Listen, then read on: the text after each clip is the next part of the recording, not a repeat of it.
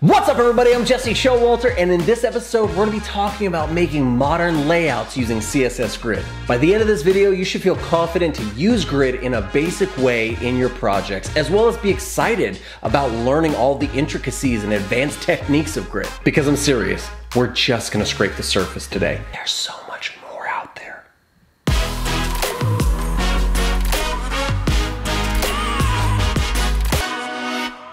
Before we get started, this video is sponsored by Microsoft Dev Collective. Dev Collective is a new place for developers to learn and collaborate. They got front-end development, they got back-end development, they got UX and usability, they got everything you could possibly imagine already on Dev Collective, as well as the community to be a part of while you're learning. So if you're interested in courses and videos like the one you're watching right now, find the link down in the description to check out Dev Collective. First things first, let's talk about some of the basics and terminology of CSS Grid. It'll help us establish a mental model of how things work, and so we'll be able to understand Grid a little bit better. A grid is a set of intersecting horizontal and vertical lines that create columns and rows. Elements can be placed into the grid in between these lines and into the columns and rows. So one of the first basic things you need to understand is that a grid can also be referred to as a grid container. When you establish Grid, when you start to apply CSS Grid to your work, what you're really saying is dictate this container as the grid container. You can think of a grid container as the parent element that's holding all of the children. So the parent is the grid container and the children are going to be called grid items. When you start using CSS Grid and building out grid containers, what you're inevitably going to be doing next is building out grid tracks. The word track can be used synonymously between horizontal or vertical tracks. It's really talking about columns or rows. A grid track is the space between any two lines on the grid. When we start using CSS Grid and creating grid tracks, rows, and columns, what CSS Grid is going to do is start creating numbered grid lines. And so you can see here the graphic that we have on the screen. It's inevitably taking those rows and separating them into lines so that we can navigate the different spaces inside of our grid. A grid cell is the smallest possible unit on the grid. Conceptually, it looks like a table cell. Think of it like an Excel spreadsheet. Each individual cell represents a larger part of that spreadsheet. Well, that's the same thing here in CSS Grid. This one square represents a single grid cell. Items can span multiple cells like we see here and then become grid areas. Grid areas must be rectangular. There can be no L-shaped kind of abstracted grid areas, at least not now. Maybe in a further version of Grid there could be, but right now they must be rectangular areas. Okay, with all that being said, let's open up a code editor and a browser and start building out a little bit of a layout using CSS Grid. I have my text editor open with some basic HTML and CSS. I have a browser open. I recommend using Mozilla Firefox. I think they have some of the best developer tools for CSS Grid at this point. In my HTML, I have a basic div with a class of wrapper, and I have a bunch of divs with class of item, and they're just numbered 1 through 6. In my CSS, I have some basic styling that just is basically like a reset, and then I've just done some visual styling so we can see this inside of our browser. Everything right now are just block elements stacking on top of each other. There's nothing special going on. There's no layout. Grid is currently not being used inside of my layout, and there's a way to tell down in our Mozilla developer tools is you can see if I turn on layout, there's a grid section that says currently CSS Grid is not being used on this page. That's saying, what it means is we can't find any sort of declaration that says, hey, turn this into a grid. So let's go ahead and do that right now. We're gonna take our div with the class of wrapper, and the first property that we're gonna learn that belongs to CSS Grid is the display property. We're gonna display grid. We're gonna press save and refresh, and you're gonna see this grid section in our developer tools now comes to life. We can turn on our div wrapper, and look, there's those lines that we talked about earlier. We're getting all of our grid lines established with their numbers. But I do really love this little visual that starts building out our grid. We can see our grid being built in real time. When we roll over it, we get to see the name of the row and the column. Right now, everything is a single column and there are 6 rows because there are 7 lines in between those lines that we create rows, right? Now, why is there just a single column? Like when I turn on grid, I thought maybe like it would just smack into some sort of perfectly responsive grid. Well, that's not what grid does. Now is a good time to talk about something called the implicit versus the explicit explicit grid. The explicit grid makes a lot of sense. When I explicitly dictate how this grid should operate, it's gonna go ahead and do that. For instance, if I go into the wrapper and I say, one of my new CSS properties called grid template rows, right? I can say I want grid template rows and I want the first one to be 300 pixels high, and then I'm not gonna dictate the rest of them, just the first one. When I come back in and refresh, I've made the first row 300 and every single other one is just taking on the height basically of the content and the padding and everything that's been established inside of it. So here we have something called the explicit versus the implicit, right? I've explicitly defined that that row should be 300 pixels high. That's the size of that row. The rest of them I have not. I've only dictated the first one. I could keep going. I could add the next one should be 100 pixels and refresh, and I'll dictate that next one explicitly. The rest of them, CSS Grid is implying what those rows should be, and it's doing it off of the size of basically the size of the content, right? So that's the difference between explicit and implicit. Right now, we have not defined explicitly what the column should be, so it's implying that it should just stay looking like block elements, like just stacking on top of each other. So let's remove this rows, and let's put in grid template columns, and now we can define how many columns we want and what we want each of those columns to be. Maybe the first one we want to be 100 pixels, the second one we want to be 200, and the third one we want to be 300 pixels. We can press refresh, and you can see our grid starts getting built out because we've explicitly defined the grid to do that. Okay, now it's time to go through and talk about some of the most popular CSS Grid properties that you're gonna use when you're building your layouts. This is not gonna be an in-depth covering of every single property as much as the most commonly used properties. You've already seen two of those common properties, the first one being display grid and grid template, either column or rows. So remember, we're turning on grid by using display grid, and we are dictating either columns or rows by using that grid template kind of syntax.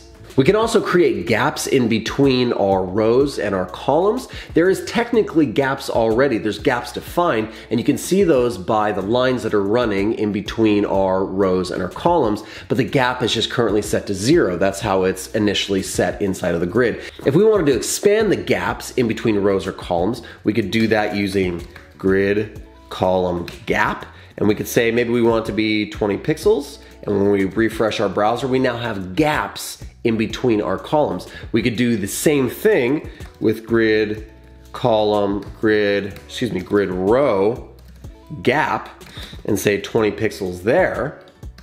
And of course, there's a shorthand way to write this. If you are using a similar gap for both, we can just write grid gap of 20 pixels, and we'll get the same exact thing. Now you saw earlier when we did grid template rows, we had to establish the height for each and every row that followed. And as we add more items into our HTML like this, that's gonna be pretty tedious to constantly go back in and update each row. We might wanna automatically set what each row is after that first one. So we could do something like grid template rows, and that first one is 100 pixels. I don't know why I wrote that extra colon there. And then when we refresh the browser, we're gonna get that very first row as 100 pixels. And then I want every single one after that to maybe be 150. I could say grid auto rows, maybe 150 pixels. And so now it's gonna automatically explicitly define what each grid row is gonna be after that very first one. Next thing you'll see is inside of our columns, we are defining each and every column, and they're different. But if we wanted each and every column to be the same width, we might use a clever function called the repeat function. So instead of writing individual numbers, I can delete that, and I can come in here and write repeat, open it up, and get ready to define how we want to repeat these columns. Can you guess what goes inside of it? There's two things that go inside of the repeat function: the amount of times you want to repeat it and the size of what is to be repeated.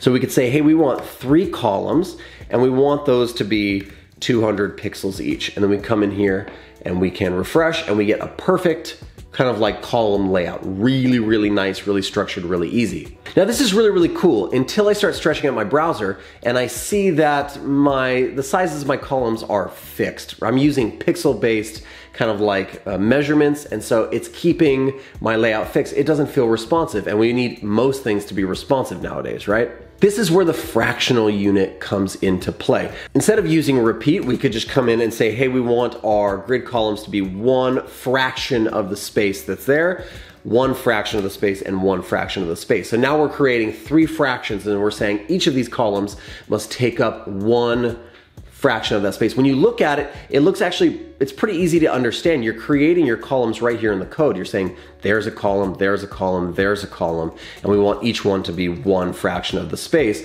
And now as I stretch it out, it's gonna go ahead and stretch, ebb and flow with the browser per my CSS. Now we can define a little bit more complex things. We can say, hey, we want the middle one to be 3 fractions of the space, and it's gonna take up 3/5 of the space, because 3, 4, 5, there are 5 fractions on the page. That middle row is gonna take up 3 of them. It's really easy when you look at your grids like this inside of CSS. It makes a ton of sense to look at them and see exactly how they're gonna be indicated over in the browser.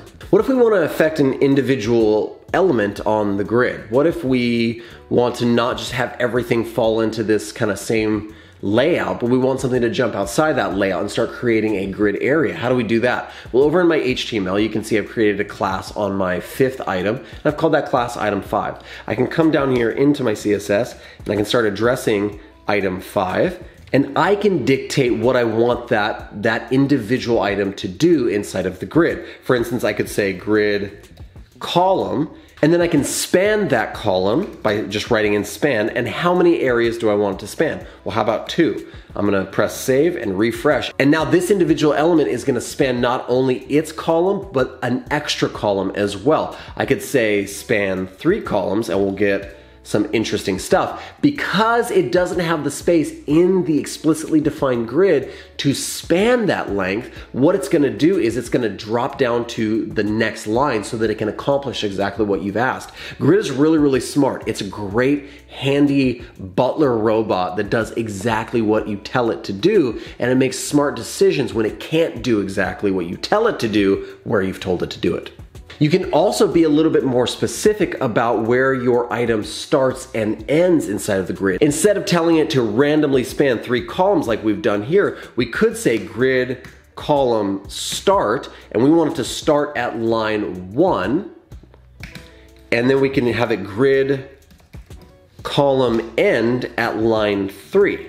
And when we do that, we're gonna get it starting at line 1, it's gonna go past line 2 and all the way to line 3. And now we've dictated exactly where we'd like it to be on the grid. Again, it can't fit in the row above it, so it's gonna drop it down to the new row, but immediately it slides number 6 right into place after it, which is really, really nice.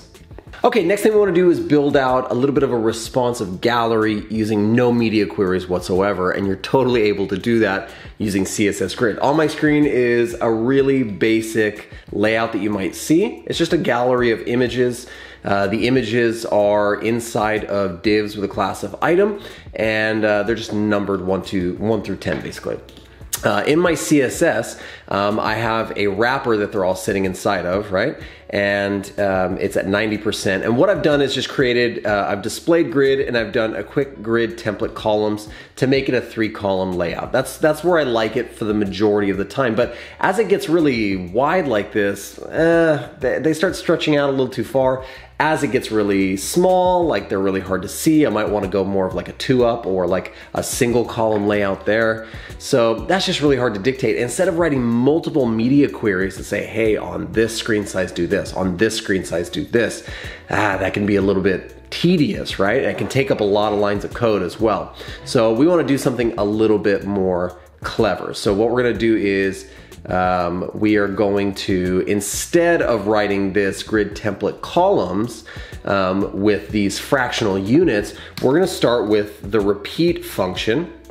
And inside of the repeat function, we're going to do a few things. Okay, the first thing we're going to do is we're going to write auto fit, okay? And then the next thing we're gonna do is we're gonna use another function called min-max. Min-max is really, really awesome. It takes two values. Can you guess what they are? A minimum and a maximum value. So in our case, let's say we want the minimum value, like we don't want these images, these containers with these images inside to go less than a minimum of 200 pixels. Like we don't want it to go past that. But we also don't want it to go above 1 fractional unit, right? So what we're doing right now is we're saying, let's just save this, refresh, and let's see what we get. As we start to stretch,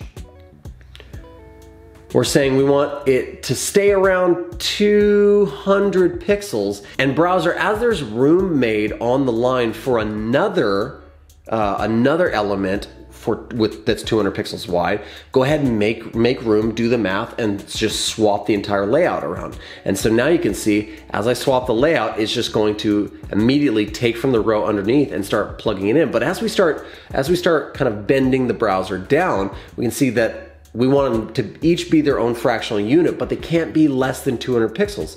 So as they get close to 200 pixels, they start to just flop out, and we never get anything that's kind of like strange. And this, we never get any sort of strange behavior out of it. We never wrote a single media query. We just have a perfectly responsive gallery in, what is that, like 15 lines of code? 15 lines of code. Well, that's it. Those are the basics and fundamentals of making modern layouts using CSS Grid. There's so much more. We're just scraping the surface in this video. I'm gonna put a bunch of helpful links down in the description. I hope you guys enjoyed the video. If you did, make sure to leave a thumbs up, subscribe to the channel, and hit that little bell notification icon so you know when another video like this one comes out. If you have any questions, leave them down in the comments. I hope you guys are having an amazing week designing amazing things, making amazing things, and using the grid to blow people's minds. I'll see you in the next one.